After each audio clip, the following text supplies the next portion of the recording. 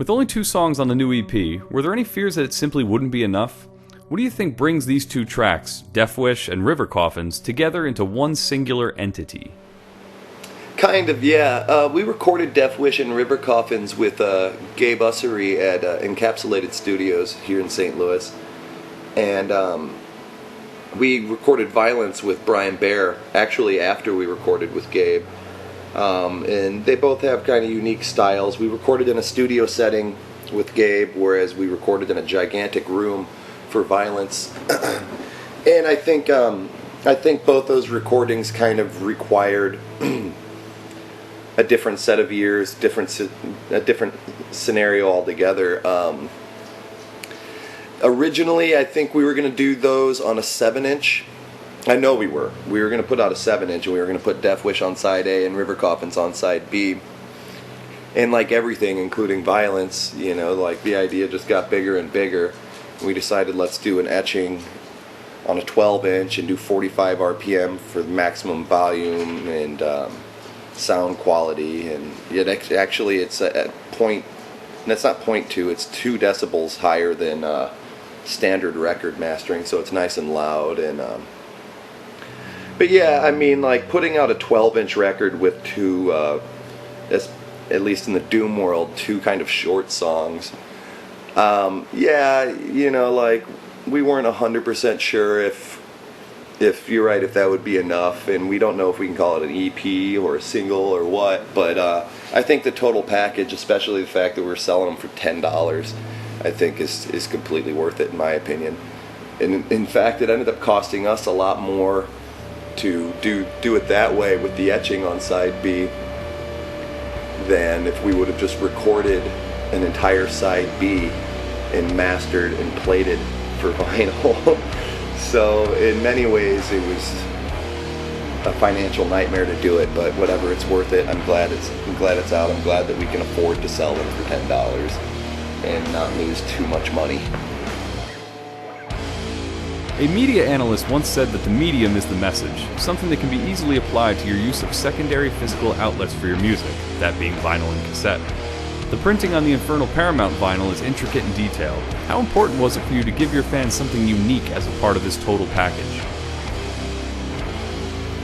The package is everything, I think.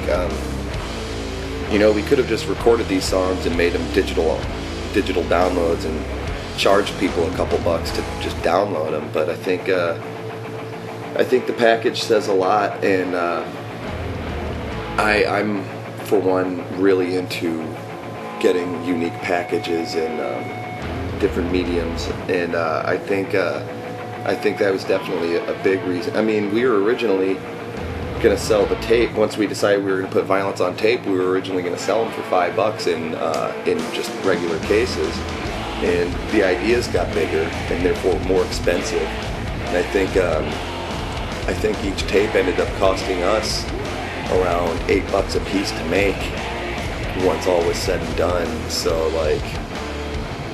obviously we're not out to make a lot of money, or really any at this point. I'm just happy to be able to put out a product I can be proud of, and a lot of work went into both of these, both the Infernal Paramount and Violence.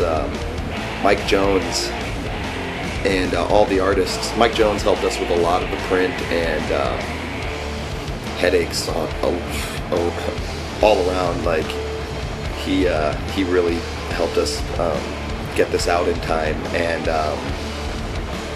the artists involved with Violence, Kobe, Clark, Scott, Travis, Josh Rowan, they're just great artists. They're all doing really good things. What kind of support have you seen for your catalog sales-wise? To narrow it down, where do you see the bulk of your sales coming from? Physical product, cassette and vinyl, or digital downloads via Bandcamp? Europe, I think with all the, we were swamped. We had no idea this many people would pre-order these releases. I couldn't even tell you how much money we physically received before they were even available. I want to say it was upwards around $1,800 maybe, including like the shipping costs. So take that down. Shipping was pretty expensive, so I'd say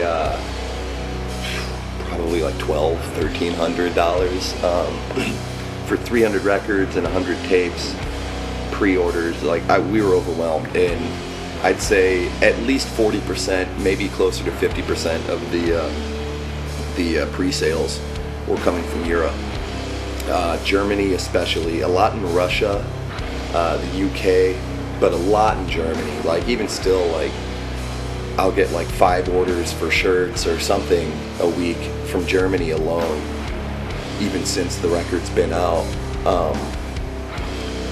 It almost got to the point where it was frustrating how many orders we were getting, because it's just us doing this stuff right now, and I had no idea that many people gave a shit. So I mean, it's really cool, it's very flattering, and obviously I'm glad that it's happening, but Jesus, I mean, like it's yeah, Germany, yeah, we love you, Germany. Europe in general, we need to get over there.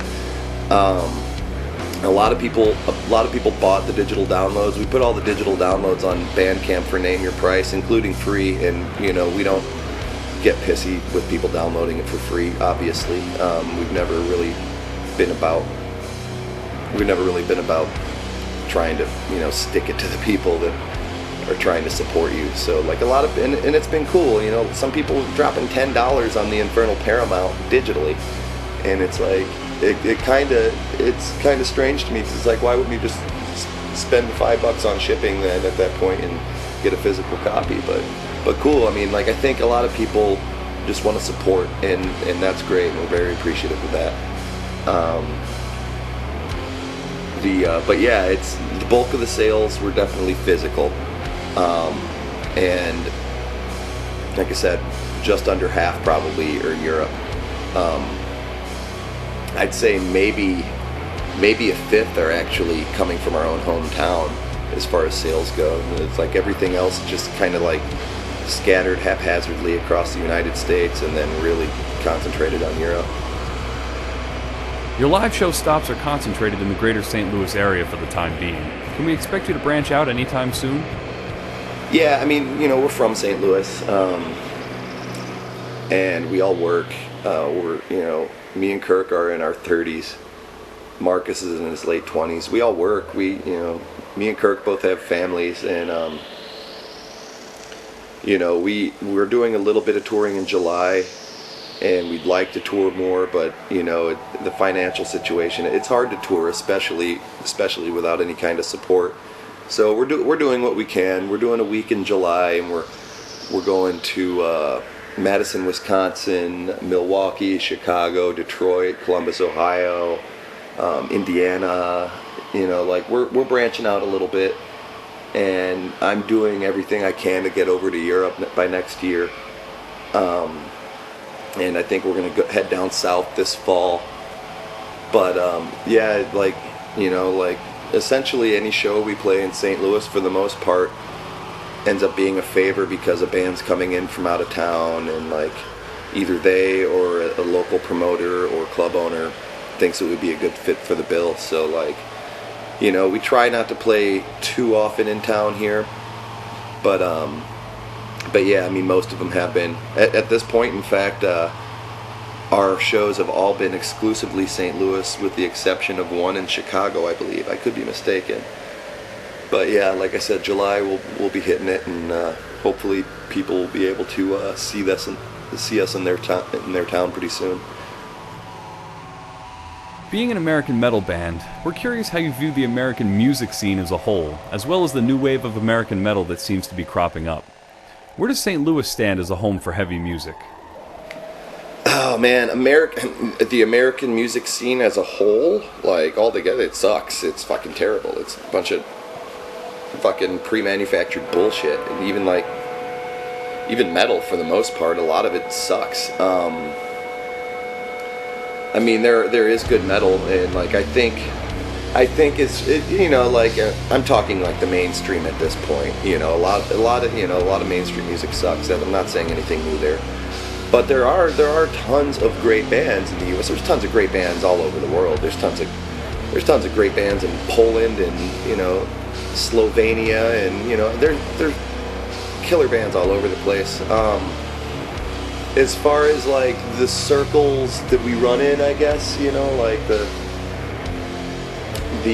doom and metal community, I'd say there's tons of bands like at the level we're at, and, you know, slightly above, slightly under us, like the level, you know.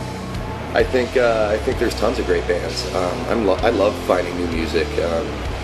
People try to tell me bands sometimes, like, oh, you should check out this band. It's like, I heard of them, they're awesome. Like, somebody emailed me the other day and they told me to check out this band called Meth Drinker. And it's like, yeah, I've heard them. They rule. And I'm always trying to find new stuff because there's tons of good music out there, and there's no point in just sitting around listening to Dope Smoker all the time. Don't get me wrong, I still listen to it probably like once a month, but, you know, there's tons of good stuff out there. And as far as St. Louis goes, we're crushing it right now. There's so many good bands in St. Louis. There's so many good bands in St. Louis that Pissford could put out like years of discographies by all these good bands. The amount of local support we get, that's a whole other story, but it's getting better. The music, the fans of said music, they're few and far between, but the amount of talent in this town is great, and people do come to shows, but like you almost have to drag them out of the house. You guys seem to be constantly cranking out new songs, so with the Infernal Paramount recorded, printed, and shipped across the country, what can we expect next? I think we're gonna do a full length, but I don't know. We might do a 7-inch. I'm not 100% sure what's next on our plate. We have a few riffs, but no full songs recorded. We're talking about doing some recording next. I think after we get back from tour, hopefully we'll have a couple songs that we at least started. So, I mean, we'll definitely be looking into getting a full length out this year.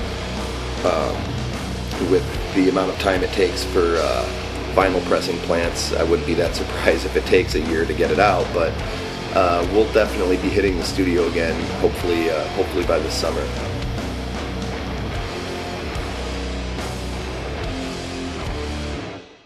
Well, Kenny, thanks again for your time and for your insight. We really can't wait to see what tracks come next.